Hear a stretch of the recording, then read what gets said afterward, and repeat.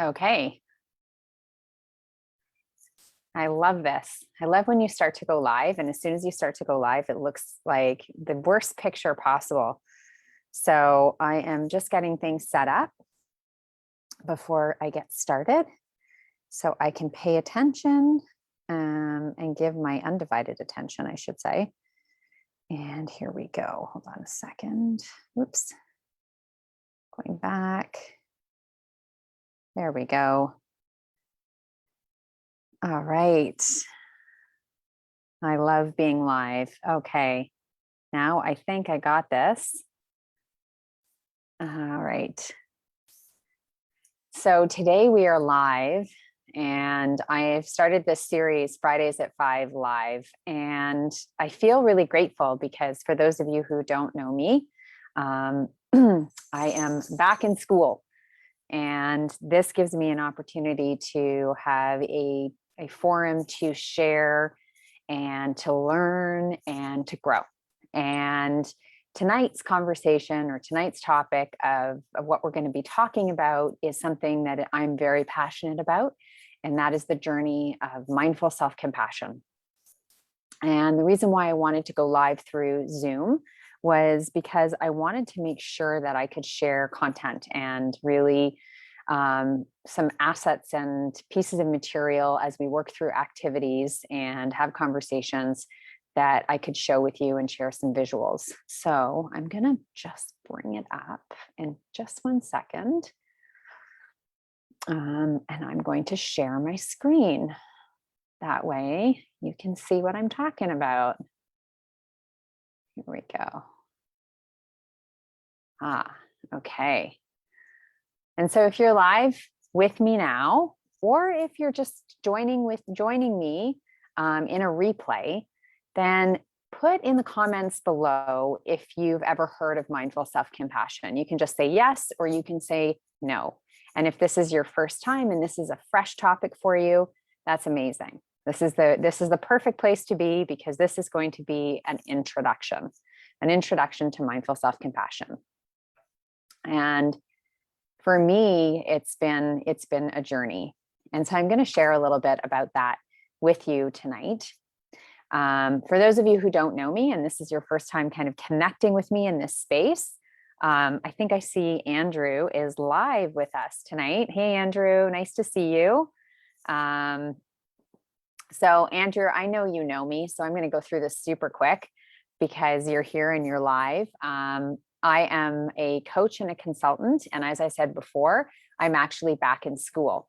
And so I own a couple of businesses, Double J Lifestyle, my coaching business, and Emit One Productions, my production company with my hubby.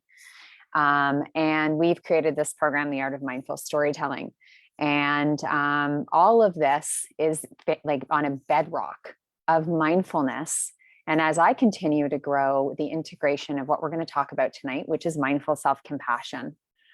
It's nice to see you, Andrew. I'm so glad that you're here. So I want to just share a little story, because everything I do is through stories. And I believe that's the most powerful way to connect. So a few years ago, it was actually Christmas of 2019, I was given a beautiful gift. And in the moment, I don't think I realized how powerful that gift was. It was just a gift that was kind of given to me. And it came in the form of an email with a beautiful invitation kind of served up to me. Now, I know we don't read every email that comes to us, but this one was from someone extremely special and important to me, someone that I love, adore, and trust. It was from my mindfulness teacher, Heidi. And I read every single email that she sends me. And it landed literally in my inbox on December 29th. I remember the day that it came to me. I actually remember the moment because it changed the course of my life. And we remember those moments, right? Those are like pivotal moments in our life. So I want to go back in time for just a minute and share something with you. I'm going back to June 2019. This is when my mom passed away. The story is not about her. I'm not here to talk about that story specifically. or to tell you how amazing she was. I'm slipping that one in, but she really was. And it was a pivotal time in our lives. And it changed my entire family. We all slipped into grief. It kind of cocooned us. I kind of liken it to a blanket wrapping around you. And the entire rest of that year kind of flashed in a blur. And I did what I do best, which is I went into distraction mode. I worked harder, and I took care of my father. And my husband did the same. He worked, and he took care of me, and he took care of my father. And it was just easier that way. It was easier than facing grief. And I think people can probably maybe relate to that if you've been through the grief experience. And then something changed. So we came to around Christmas of 2019. He was trying really hard to beat the grief, but it was really consuming him. It was eating him up inside. And by Christmas of 2019, he had changed, and life changed. Life began to change. It was like the grief kind of took him over. Like I liken it to like the jaws of a crocodile wrapping around a piece of food. It turned him into something we no longer knew. And he started to make decisions that we couldn't understand, and perhaps we never really fully will. And these decisions tore our family apart. In fact, it created a divide and a separation. It built walls, and it brought heartbreak, truthfully, at least for me. It was something I never could have imagined or ever thought was possible for our family. And it was terrifying, to be honest. And then in that uncertainty, like amidst all that uncertainty and that terrifying moment, I received this invitation, the email from Heidi. And it was an invitation to take her mindful self-compassion program, her workshop. And at this point, I knew nothing about mindful self-compassion, but I knew for certain that I trusted Heidi and that she had already changed my life once in big ways. I took her MBSR mindfulness course, and I had taken that in 2012 during a very difficult time in my life. And it shifted my mindset. It changed my perspective, and I trusted her. And I knew that being around her, just her essence, her being, and being around people that were leaning into her would serve me. And so I signed up, and I said, yes. I said, count me in. I'm going on this ride. And it was a 10-week journey that started in January of 2020, and it changed my life forever. It was a next chapter kind of thing for me. And I learned how to show up on the doorstep of my fear, my limitations, my disbeliefs. And it was the starting of the peeling of the onion for me, to not only manage, but to be able to be present as part of who I am instead of totally crumbling and falling apart. And I learned how to accept my shame and to start to lean into forgiveness and no longer shy away. And so, yes, it changed me. And the deeper I went, the more I discovered, and the more I realized that I wanted to do more with this. That this felt like part of my purpose. And it felt like I wanted it connected to my vision. I knew that I knew that my vision was already to create purpose and change lives through the power of mindfulness and storytelling. But I felt like mindful self-compassion was a secret healing ingredient that was missing. And so that brought me to why I started my teaching certification in mindful self-compassion. And self-compassion really involves us. Mindful self-compassion really involves us being a good friend to ourselves, right? Allowing ourselves to be encased in kindness, kind of like a warm blanket of kindness that we wrap around ourselves. Hi, Christine. Nice to see you. Welcome. And so to better understand this and to better understand what it means to have that feeling of being wrapped in a warm blanket. And it doesn't, because I'm sure, I guarantee you that that sounds nice, right? Am I alone in that? I want to do an exercise. Are you guys up for, whoever is here with me live? I'm going to ask you to partake and kind of go with me on this. And we're going to do a little exercise together to help us kind of tap into self-compassion.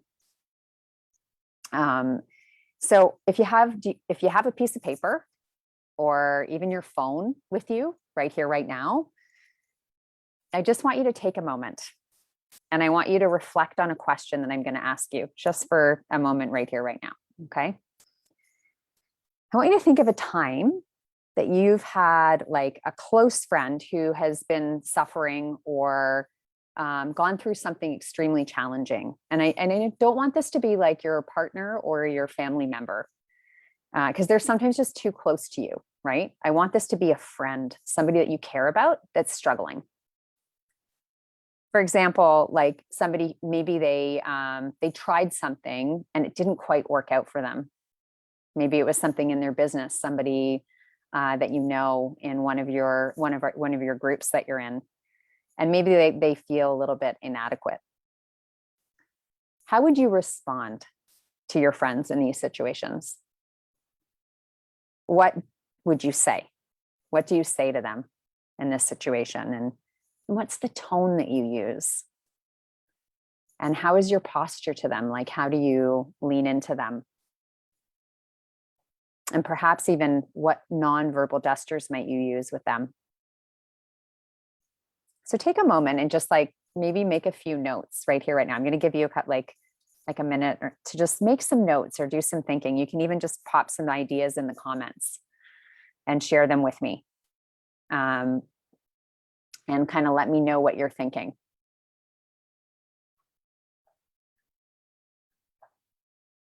Oops.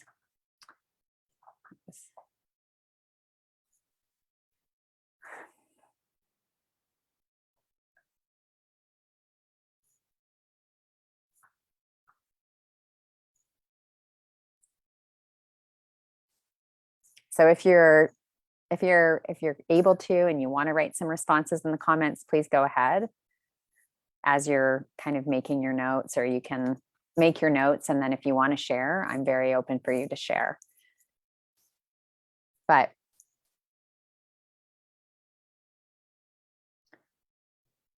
often, does anyone want to share something?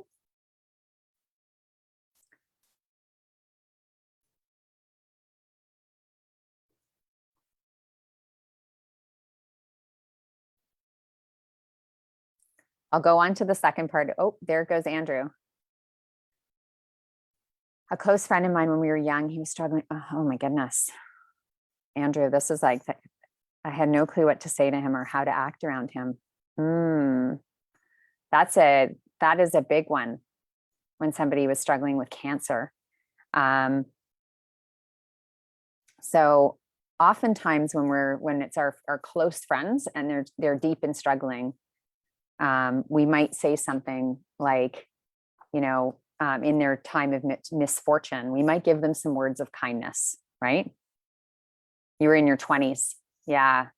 So when we're younger, we sometimes get lost in our words, right? We don't necessarily know what to say.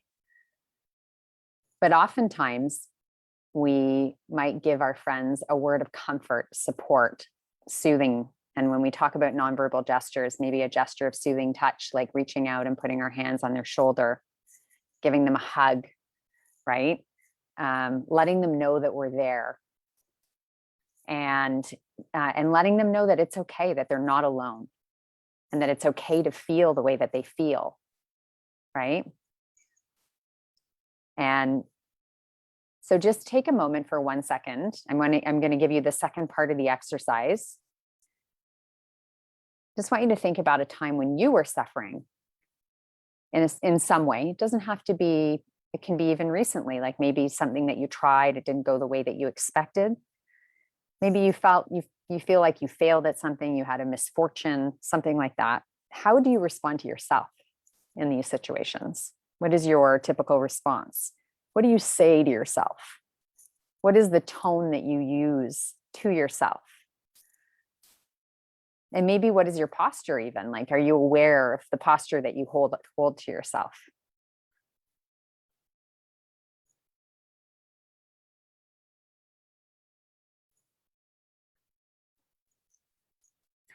Just give some thought to that.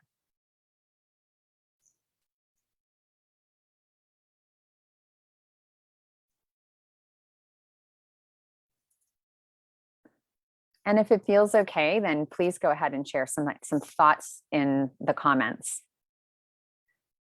I know for me, oh, Andrew, you're sharing. Until I started your mindful storytelling course, I would be very hard on myself, very hard, no self-compassion. Yeah. Judgmental, perhaps, associated with, you're saying, Andrew, associated with guilt and shame. Yes, definitely. A lot of doubt, perhaps. Being almost like an aggressive tone, like this kind of constant battery of continuous negative narrative, negative storytelling. It sometimes gets progressively more dominating or worse, right? It goes from it's not enough to I am not enough, right? So the last part I would say is like, do you notice a difference between how we treat others versus how we treat ourselves? And I mean, it's quite an obvious difference, right? We tend to be very kind to others and not so kind to ourselves, right? And the point of self-compassion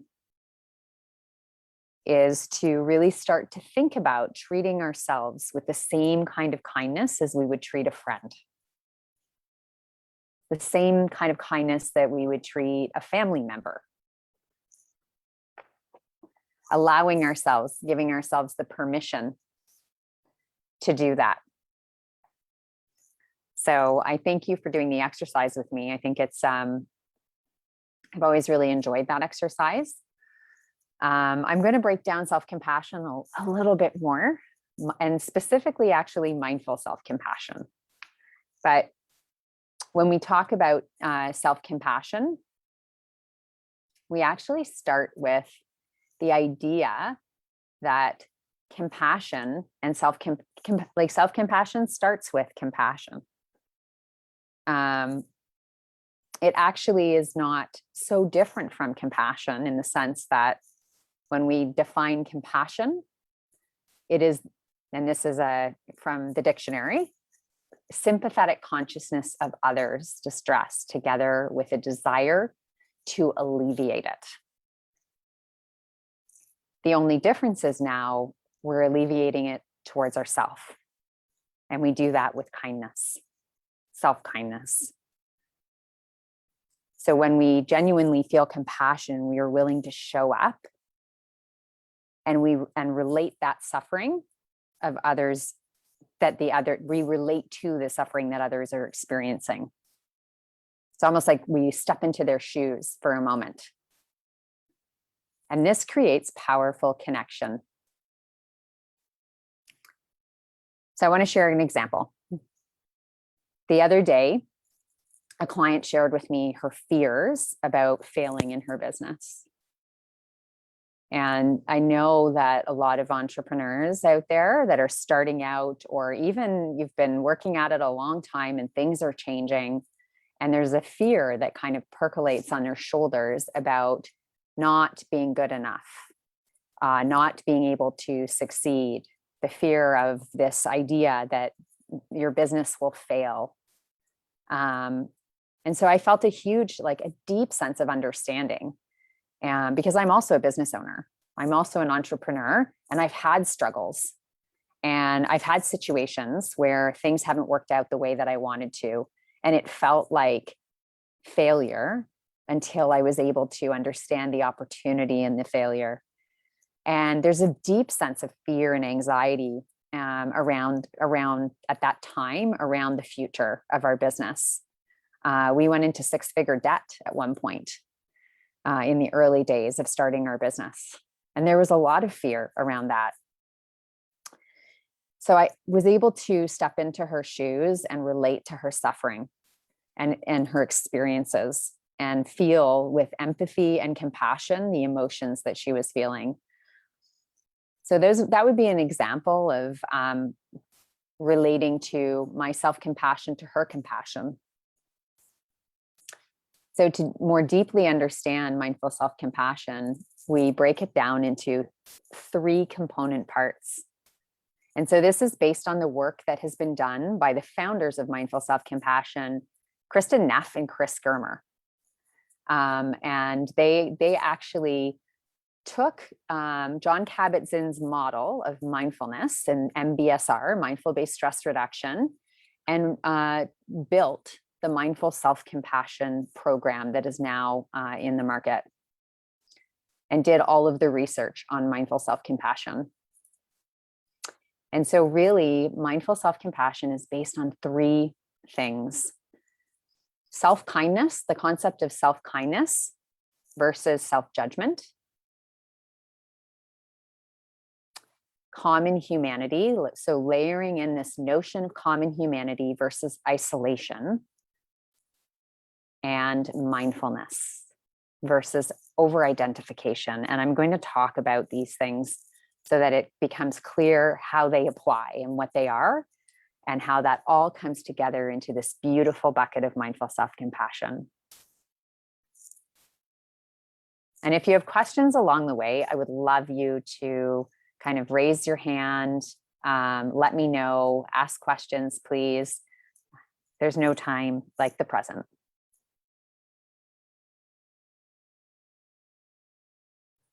So this first concept that fits into mindful self-compassion is self-kindness. And so we go back to that exercise that we just did, right? So we think about this idea of, it's really easy for us to treat friends and family with love, kindness, openness even, right? But especially when they're suffering or when they're feeling down, and we offer support. We create a bucket, a container of understanding and a shoulder to lean on. And we do that in so many different ways, whether it's through conversation, sometimes through touch. And we become curious and we ask questions, we seek to understand, and we ask questions like, what do you need right now? How can I support you? And then when we approach ourselves, we struggle. We really struggle with providing ourselves with kindness and support. So we open the door, and suddenly the inner critic, that voice, I kind of liken it to somebody popping up over our shoulder, starts to kind of rat-a-tat-tat, and it sits in judgment and doubt. And it starts a story that spirals, right? Like we were talking before, that it creates punishment and questioning and belittling and demeaning. So all of these negative emotions. And self-kindness pushes us to open our hearts and move away from suffering. And we begin to find our ability to accept, which means we can release ourselves from judgment. We can move through and move past the judgment.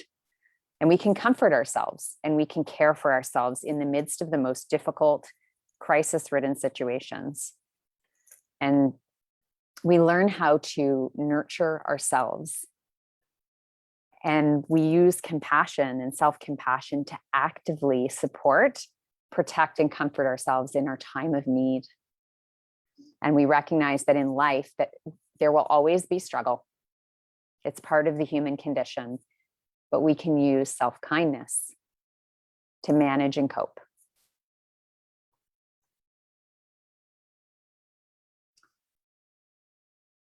So merge that self-kindness together with common humanity versus isolation. So as a result of that inner dialogue, right, we can end up in isolation, reclusiveness. We cut ourselves off from the world because we react really harshly to that inner critic, that judgment, that doubt. And then we remove ourselves. We shut down. We create stories in our mind that we should be alone, that we deserve to be alone, and that everyone else has it easier than us. Social media is a great example of how this can get kind of amplified, right? So I have a client who was just starting out in her business. She had a great, unique brand strategy. She was building, she was focused on, and I'm not going to get too specific because I don't want people to figure out kind of the what she was doing or who it is, but she was very focused and very laser focused on a niche in the marketplace. And she had her vision all figured out, her mission, her values, and that was teeing her up to be very different than her competition. She had done all the research on her customers. She knew the marketplace, and she had been working in the marketplace for over 20 years. So she was a respected thought leader. And she got caught in the whirlwind of social media, reading, scrolling, and comparison. And she started to feel like everyone else was bigger than her. Everybody in the market was bigger than her, better than her, more established, better messaging, stronger credibility, more defined. And she began to spend all her time on her competitors' pages, and she began to believe the stories that she was manifesting in her mind and she was telling herself, and it began to make her feel very unworthy of her role in this world. It made her feel useless and purposeless. She started to separate and disconnect. She went MIA, and she started to find reasons and make excuses to not show up. She began to disengage, and she was not present.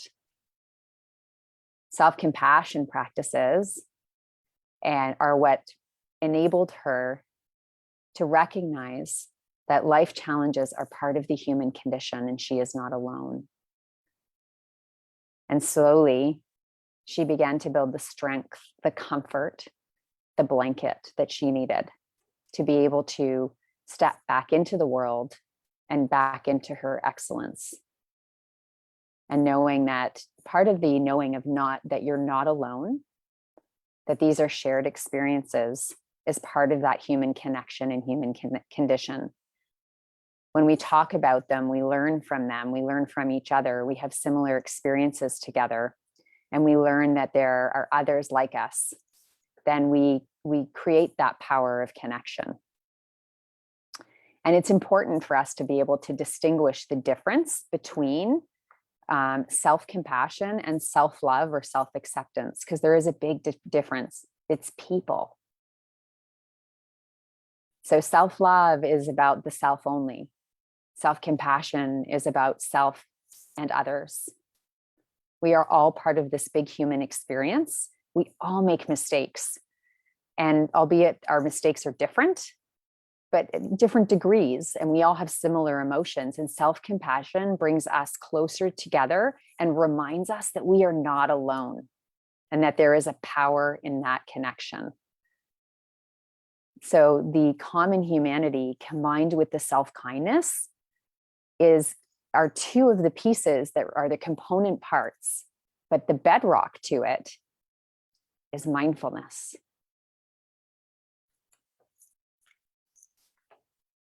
Oh, hi, Dina. I just noticed that you're here. It's nice to see you. Welcome.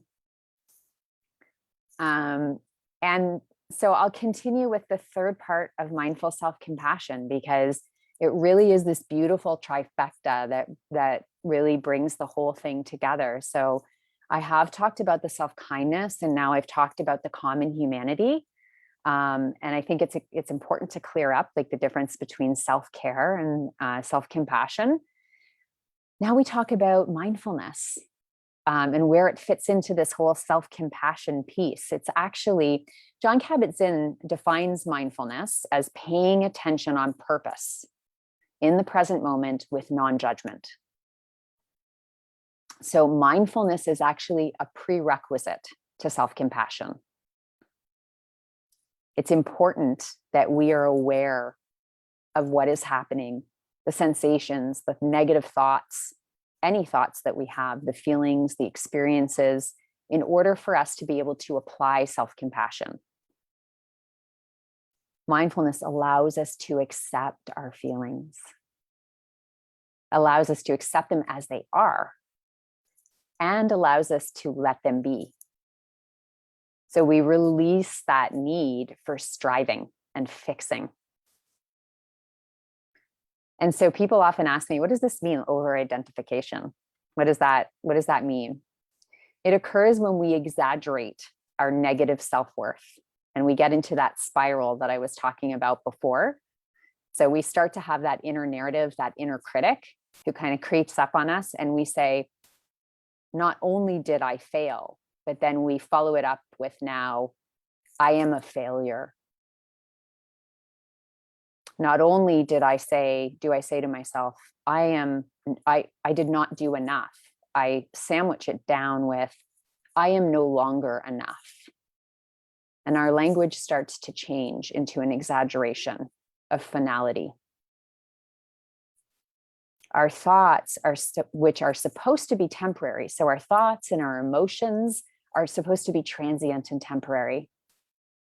They start to feel permanent when we over-identify. Mindfulness gives us the faculty to turn into our pain and our suffering and to hold it in with gentle, loving kindness. And so that's where the idea of mindfulness being the bedrock, the foundation to self-compassion begins. And we think of mindfulness as kind of an experience that we're having. And we think of self-compassion is our way to relate to the experiencer who is suffering. And that's sort of a direct quote that I've taken from Kristen, Neff, and Chris Germer. So it's a good way to kind of separate the two. We often hear of self-compassion being discussed as having a yin and a yang. And if you haven't before, that's totally cool. Like, I'm going to share a little bit more with you about it. It's kind of like the traditional Chinese philosophy of yin and yang. So yin is kind of the comforting, soothing, validating side. And yang is the protective, providing, motivating side of self-compassion. So most people, and you can make a comment if you like in the chat if this is you, but most people associate self-compassion with the yin side of things. Would you agree with that? Like, because I definitely did when I started learning about self-compassion. I was like, oh, I didn't realize or even think that there could be a yang side.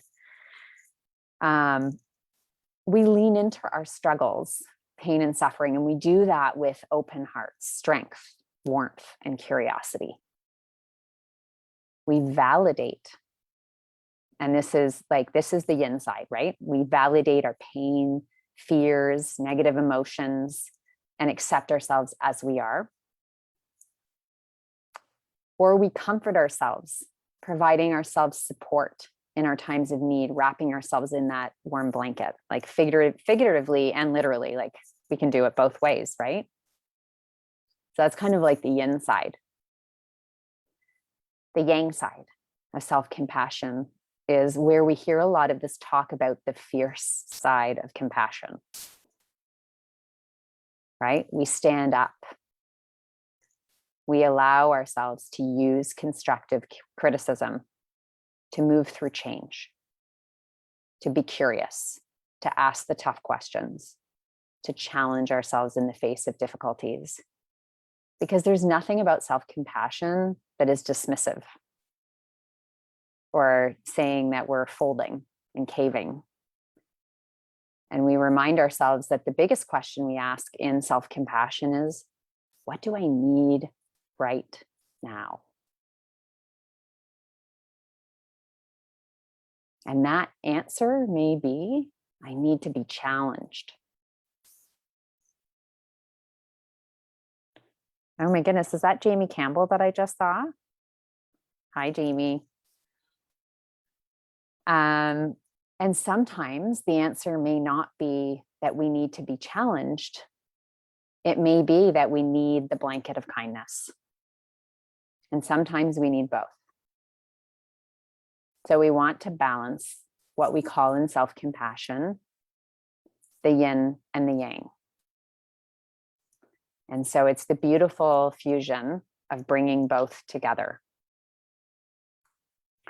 Does anyone have any questions about the definition or how I've shared mindful self-compassion and how I've described the yin and the yang of mindful self-compassion?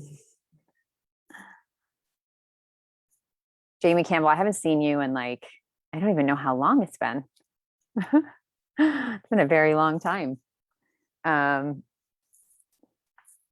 So the other thing I was going to share with you about self-compassion is this is another, we did an activity in the beginning for those of you who missed the activity. It was really to introduce self-compassion and kind of how we think about self-compassion and how we treat ourselves versus how we treat other people. Thanks, Andrew. I'm glad you like the analogy. One of the things that's common in self-compassion is really understanding how we use gestures, how we use our body language, how we use touch. And so I was going to take you through an exercise and to kind of show this. And nice to have you stop by, Jamie. It's nice to see you. So what I'd love you guys to do, if you're willing to kind of have a little bit of fun and participate, I'd love you to hold your hands out and squeeze your fists really tight. Okay, this is going to give us a sense of self-compassion. And I want you to squeeze your fists really tight, like as tight as you can, for about 20 seconds in your mind. And it's not meant to feel comfortable, by the way. It's meant to feel discomfort. And while you're doing that, I just want you to tune into your body a little bit.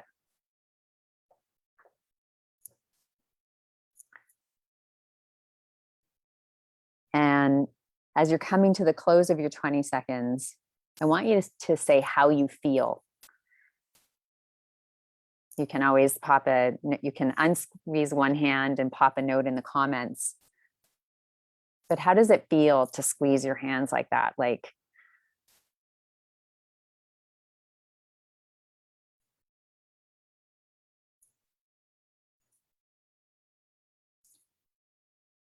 Right? And typically, when we do this, it creates a little bit of tension. It creates a little bit of angst. Yeah, Andrew, you said tension immediately, right? Yes, definitely. Sometimes it brings up negative emotions. And when you release, now I'm going to get you to just release your hands and open your palms turned upward. Okay.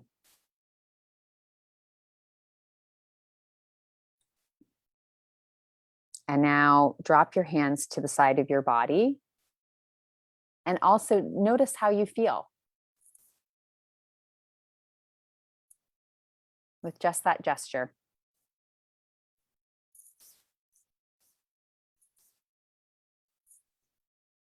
Just the different motion of your hands.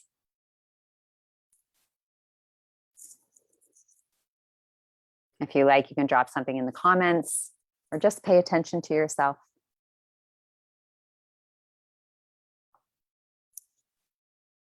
And paying attention is part of what mindfulness is. It's being aware of what's happening. And now I'm going to get you to just extend your arms forward,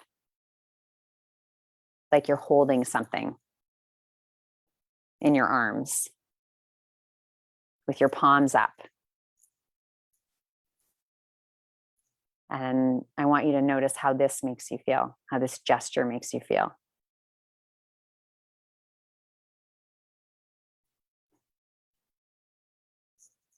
and what words might come to your mind as you do.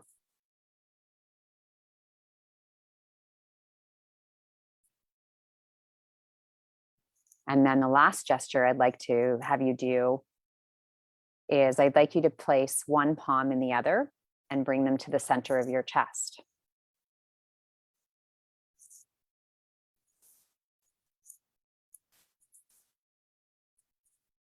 And notice how this makes you feel. Perhaps this brings up emotions like safe and calm, soft, and self-kindness. Because self-kindness is about comforting ourselves when we need it. And this is a gesture that you can use when you feel like you need some soothing, loving, connected presence.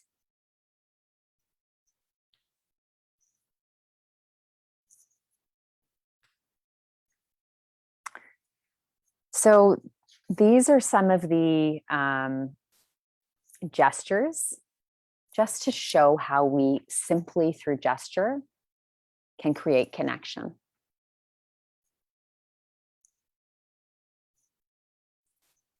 And I'm going to just stop the sharing for a second. There we go. And oh my goodness. So I'm looking at, as a sidebar, I did get my hair done today, and unbelievable, the humidity. That's all I'm going to say. So we are going to close off the presentation today, or the chat and the conversation on mindful self-compassion, with a soft landing, because I can't resist an opportunity to do a soft landing with you guys. So if you want to, you're welcome to just take a moment right here, right now. You can close your eyes, you can leave them open and have them be soft, partially closed. If you want, just settle in your space.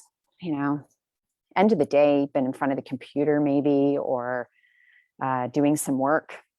Just roll your shoulders out. Maybe even just give your neck a little bit of a stretch, and allow yourself to find some ease and comfort in your space. And as you do, maybe giving yourself a little bit of soothing touch, maybe putting your hand on your heart, knowing that these gestures of soothing touch create loving awareness, loving connected presence to ourselves.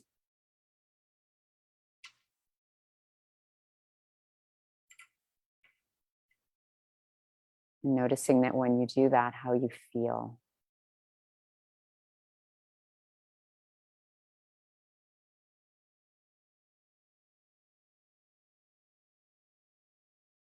Recognizing the emotions that come up for you, and just allowing those emotions to be, no judgment.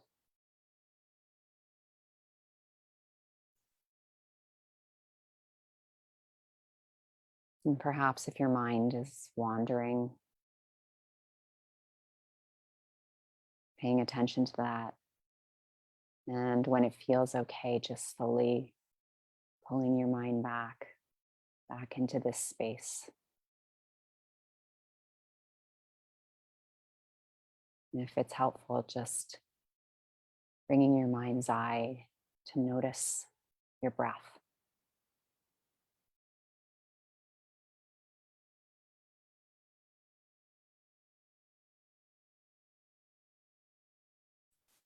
Taking a moment to turn inwards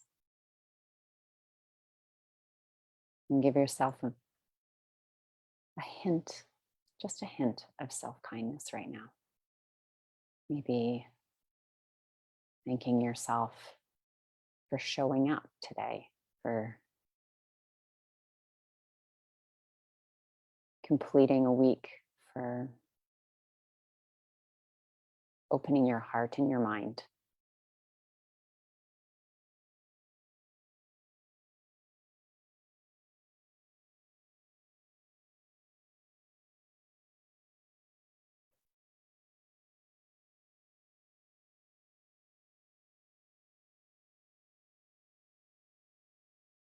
and allowing yourself to find ease in your breath.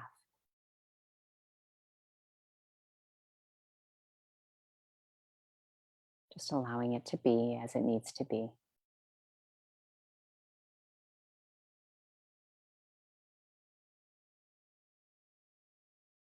And slowly allowing yourself to come back to awareness. And as you find comfort in doing so, opening your eyes and coming back to your space.